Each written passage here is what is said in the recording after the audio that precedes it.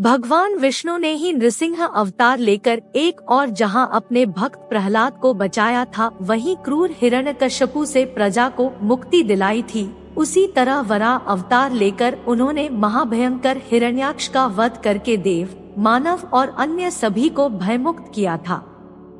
उन्होंने ही महाबली और मायावी राजा बलि से देवताओं की रक्षा की थी। इसी तरह श्रीहरि विष्णु ने कुछ ऐसे कार्य किए थे जिनको जन कल्याण के लिए किया गया छल कहा गया। यदि वे ऐसा नहीं करते तो कई देवी और देवताओं की जान संकट में होती। तो आओ जानते हैं श्रीहरि विष्णु द्वारा जनहित में किए गए 5 छल। भस्मासुर के साथ छल। भस्मासुर का नाम सुनकर सभी को उसकी कथा याद हो आई होगी। भस्मासुर के कारण भगवान शंकर की जान संकट में आ गई थी। हालांकि भस्मासुर का नाम कुछ और था, लेकिन भस्म करने का वरदान प्राप्त करने के कारण उसका नाम भस्मासुर पड़ गया। भस्मासुर एक महापापी असुर था। उसने अपनी शक्ति बढ़ाने के लिए भगवान शंकर की घोर तपस्या की और उनसे अमर होने का वरदान मांगा। लेकिन भगवान शंकर ने कहा कि तुम कुछ और मांग लो। तब भस्मासुर ने वरदान मांगा कि मैं जिसके भी सिर पर हाथ रखूं वह भस्म हो जाए। भगवान शंकर ने कहा तथास्तु। भस्मासुर ने इस वरदान के मिलते ही कहा, भगवान क्यों न इस वरदान की शक्ति को परख लिया जाए। तब वह स्वयं शिवजी के सिर पर हाथ रखने के लिए दौड़ा। शिवजी भी वहां से भागे और विष्णु जी की शरण में छुप गए। तब विष्णु जी ने एक सुंदर स्त्री का रूप धारण कर भस्मासुर को आकर्षित किया। भस्मासुर शिव को भूलकर उस सुंदर स्त्री के मोहपाश में बंध गया। मोहिनी स्त्री रूपी विष्णु ने भस्मासुर को खुद के साथ नृत्य करने के लिए प्रेरित किया। भस्मासुर तुरंत ही मान गया। नृत्य करते समय भस्मासुर मोहिनी की ही तरह नृत्य करने लगा और उचित मौका देखकर विष्णु जी ने अपने सिर पर हाथ रखा। शक्ति और काम के नशे में चूर भस्मासुर ने जिसकी नकल की और भस्मासुर अपने ही प्राप्त वरदान से भस्म हो गया। यहाँ छुपे थे शिव। भस्मासुर से बचने के लिए भगवान शंकर वहां से भाग गए। उनके पीछे भस्मासुर भी भागने लगा। भागते भागते शिवजी एक पहाड़ी के पास रुके और फिर उन्होंने इस पहाड़ी में अपने त्रिशूल से एक गुफा बनाई और वे फिर उसी गुफा में छिप गए। बाद में विष्णु जी ने आकर उनकी जान बचाई। माना जाता है कि वह गुफा जम्मू से 150 किलोमीटर दूर त्रिकुटा की पहाड़ियों पर है। इन खूबसूरत पहाड़ियों को देखने से ही मन शांत हो जाता है। इस गुफा में हर दिन सैकड़ों की तादाद में शिव भक्त शिव की आराधना करते हैं। वृंदा के साथ छल। श्रीमद्देवी भागवत पुराण अनुसार जलंधर असुर शिव का अंश था, लेकिन उसे इसका पता नहीं था। जलंधर बहुत ही शक्तिशाली असुर था। इंद्र को पराजित कर जलंधर तीनों लोकों का स्वामी बन बैठा था। यमराज भी उससे डरते थे। श्रीमद्देवी भागवत पुराण अनुसार एक बार भगवान शिव ने अपना तेज समुद्र में फेंक दिया तथा इससे जलंधर उत्पन्न हुआ। माना जाता है कि जलंधर में अपार शक्ति थी और उसकी शक्ति का कारण थी उसकी पत्नी वृंदा। वृंदा के पतिव्रत धर्म के कारण सभी देवी देवता मिलकर भी जलंधर को पराजित नहीं कर पा रहे थे। जलंधर को इससे अपने शक्तिशाली होने का अभिमान हो गया और वह वृंदा के पतिव्रत धर्म की अवहेलना करके देवताओं के विरुद्ध कार्य कर उनकी स्त्रियों को सताने लगा। जलंधर को मालूम था कि ब्रह्मांड में सबसे शक्तिशाली कोई है तो वे हैं देवों के देव महादेव। जलंधर ने खुद को सर्वशक्तिमान रूप में स्थापित करने के लिए क्रमश पहले इंद्र को परास्त किया और त्रिलोकाधिपति बन गया। इसके बाद उसने विष्णु लोक पर आक्रमण किया। जलंधर ने विष्णु को परास्त कर देवी लक्ष्मी को विष्णु से छीन लेने की योजना बनाई। इसके चलते उसने बैकुंठ पर आक्रमण कर दिया। लेकिन देवी लक्ष्मी ने जलंधर से कहा कि हम दोनों ही जल से उत्पन्न हुए हैं, इसलिए हम भाई बहन हैं। देवी लक्ष्मी की बातों से जलंधर प्रभावित हुआ और लक्ष्मी को बहन मानकर बैकुंठ से चला गया। इसके बाद उसने कैलाश पर आक्रमण करने की योजना बनाई और अपने सभी असुरों को इकट्ठा किया और कैलाश जाकर देवी पार्वती को पत्नी बनाने के लिए प्रयास करने लगा। इससे देवी पार्वती क्रोधित हो गई और तब महादेव को जलंधर से युद्ध करना पड़ा, लेकिन वृंदा के सतीत्व के कारण भगवान शिव का हर प्रहार जलंधर निष्फल कर देता था। अंत में देवताओं ने मिलकर योजना बनाई और भगवान विष्णु जलंधर का वेश धारण करके वृंदा के पास पहुंच गए। वृंदा भगवान विष्णु को अपना पति जलंधर समझकर उनके साथ पत्नी के समान व्यवहार करने लगी। इससे वृंदा का पतिव्रत धर्म टूट गया और शिव ने जलंधर का वध कर दिया। विष्णु द्वारा सतीत्व भंग किए जाने पर वृंदा ने आत्मदाह कर लिया। तब उसकी राख के ऊपर तुलसी का एक पौधा जन्मा। तुलसी देवी वृंदा का ही स्वरूप है, जिसे भगवान विष्णु लक्ष्मी से भी अधिक प्रिय मानते हैं। भारत के पंजाब प्रांत में वर्तमान जालंधर नगर जलंधर के नाम पर ही है। जालंधर में आज भी असुरराज जलंधर की पत्नी देवी वृंदा का मंदिर मोहल्ला कोट किशनचंद में स्थित है। मान्यता है कि यहाँ एक प्राचीन गुफा थी जो सीधी हरिद्वार तक जाती थी।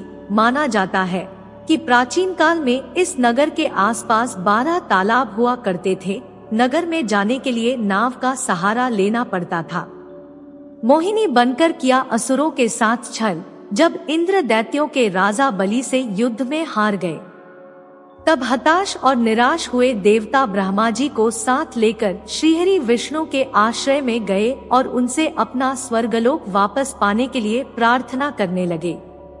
श्रीहरि ने कहा कि आप सभी देवतागण दैत्यों से सुलह कर लें और उनका सहयोग पाकर मद्रांचल को मथानी तथा वासुकी नाग को रस्सी बनाकर क्षीरसागर का मंथन करें। समुद्र मंथन से जो अमृत प्राप्त होगा उसे पिलाकर मैं आप सभी देवताओं को अजरमर कर दूंगा। तत्पश्चात ही देवता दैत्यों का विनाश करके पुनः स्वर्ग का आधिपत्य पा सकेंगे। देवताओं के राजा इंद्र दैत्यों के राजा बलि के पास गए और उनके समक्ष समुद्र मंथन का प्रस्ताव रखा और अमृत की बात बताई। अमृत के लालच में आकर दैत्य ने देवताओं का साथ देने का वचन दिया। देवताओं और दैत्यों ने अपनी पूरी शक्ति लगाकर मद्रांचल पर्वत को उठाकर समुद्र तट पर लेकर जाने की चेष्टा की, लेकिन नहीं उठा पाए। तब श्रीहरि ने उसे उठाकर समुद्र में रख दिया। मद्रांचल को मथानी एवं वासुकी नाग की रस्सी बनाकर समुद्र मंथन का शुभ कार्य आरंभ हुआ। श्री विष्णु की नजर मथानी पर पड़ी, जो कि अंदर की ओर धंसती चली जा रही थी। यह देखकर उन्होंने स्वयं कच्छप बनाकर अपनी पीठ पर मद्रांचल पर्वत को रख लिया। तत्पश्चात समुद्र मंथन से लक्ष्मी, कौस्तुभ, पारिजात, सुरा, धन्वंतरी, चंद्रमा, पुष्पक, ऐरावत, पांचजन्य, शंख, रंभा, कामधेनु, उच्चय, श्रवा और अंत में अमृत कुंभ निकले, जिसे लेकर धन्वंतरी जी आए। उनके हाथों से अमृत कलश छीनकर दैत्य भागने लगे ताकि देवताओं से पूर्व अमृत पान करके वे अमर हो जाएं। दैत्यों के बीच कलश के लिए झगड़ा शुरू हो गया और देवता हताश खड़े थे। श्री विष्णु अति सुंदर नारी का रूप धारण करके देवता और दैत्यों के बीच पहुंच गए और उन्होंने अमृत को समान रूप से बांटने का प्रस्ताव रखा। दैत्यों ने मोहित होकर अमृत का कलश श्री विष्णु को सौंप दिया। मोहिनी रूपधारी विष्णु ने कहा कि मैं जैसे भी विभाजन का कार्य करूं, चाहे वह उचित हो या अनुचित, तुम लोग बीच में बाधा उत्पन्न न करने का वचन दो, तभी मैं इस काम को करूंगी। सभी ने मोहिनी रूपी भगवान की बात मान ली। देवता और दैत्य अलग अलग पंक्तियों में बैठ गए। मोहिनी रूप धारण करके विष्णु ने छल से सारा अमृत देवताओं को पिला दिया, लेकिन इससे दैत्यों में भारी आक्रोश फैल गया। असुरराज बलि के साथ छल। असुरों के राजा बलि की चर्चा पुराणों में बहुत होती है। वह अपार शक्तियों का स्वामी लेकिन धर्मात्मा था। दान पुण्य करने में वह कभी पीछे नहीं रहता था। उसकी सबसे बड़ी खामी यह थी कि उसे अपनी शक्तियों पर घमंड था और वह खुद को ईश्वर के समकक्ष मानता था और वह देवताओं का घोर विरोधी था। कश्यप ऋषि की पत्नी दिति के दो प्रमुख पुत्र हिरण्यकश्यप और हिरण्याक्ष थे। हिरण्यकश्यप के 4 पुत्र थे, अनुहल्लाद, हल्लाद, भक्त प्रहलाद और संहल्लाद। प्रहलाद के कुल में विरोचन के पुत्र राजा बलि का जन्म हुआ। राजा बलि का राज्य संपूर्ण दक्षिण भारत में था। उन्होंने महाबलीपुरम को अपनी राजधानी बनाया था। आज भी केरल में ओणम का पर्व राजा बलि की याद में ही मनाया जाता है। राजा बलि ने विश्व विजय की सोचकर अश्वमेध यज्ञ किया और इस यज्ञ के चलते उसकी प्रसिद्धि चारों ओर फैलने लगी। अग्निहोत्र सहित उसने 98 यज्ञ संपन्न कराए थे और इस तरह उसके राज्य और शक्ति का विस्तार होता ही जा रहा था। तब उसने इंद्र के राज्य पर चढ़ाई करने की सोची। इस तरह राजा बलि ने 99वें यज्ञ की घोषणा की और सभी राज्यों और नगरवासियों को निमंत्रण भेजा। देवताओं की ओर गंधर्व और यक्ष होते थे, तो दैत्यों की ओर दानव और राक्षस। अंतिम बार हिरण्यकशिपु के पुत्र प्रहलाद और उनके पुत्र राजा बलि के साथ इंद्र का युद्ध हुआ और देवता हार गए।